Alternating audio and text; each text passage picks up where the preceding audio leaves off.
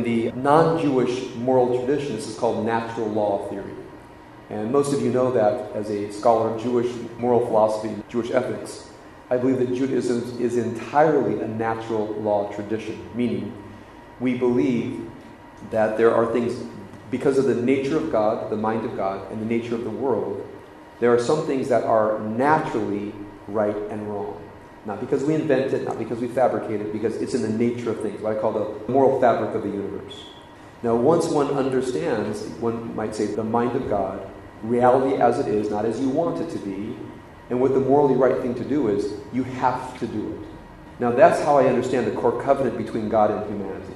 The covenant is, there's a right way to live. You're obligated to do it. Now, the fascinating thing about natural law theory, if one sees it issuing from the mind of God, is that the divine mind is not as much interested in pious devotion to God, God's self, but how we treat each other. Now, this is a very important thing in spiritual psychology. Because, for example, going back to the teenager, the way we raise our children is one of the greatest ways that we serve God. There's a godly interest in that. Which means if there is a natural law of what is right and good and righteous, and raising children is a very complex act which includes moral guidance, understanding for the child what is right and good, respecting the child, understanding how to guide from within. There's so much complex wisdom and moral wisdom contained in raising a child. That's godly. That's divine service. Because if there is really a natural law, and the natural law comes down into, for example, the family, between spouses. I think it governs friendships, by the way. It covers any kind of covenantal relationship.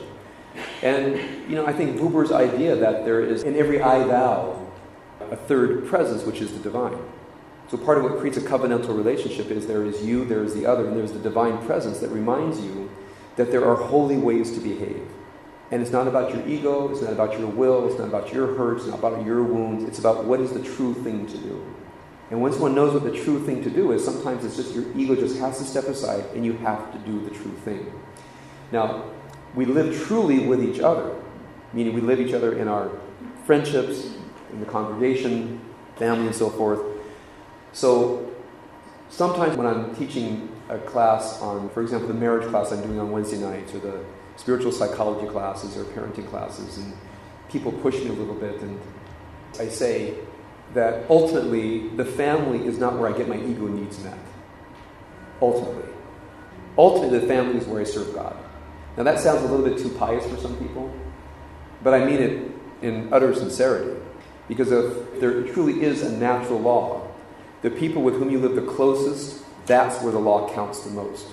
Because it's in close relationships that, as I oftentimes paraphrased Charles Bukowski's book, Love is a Dog from Hell.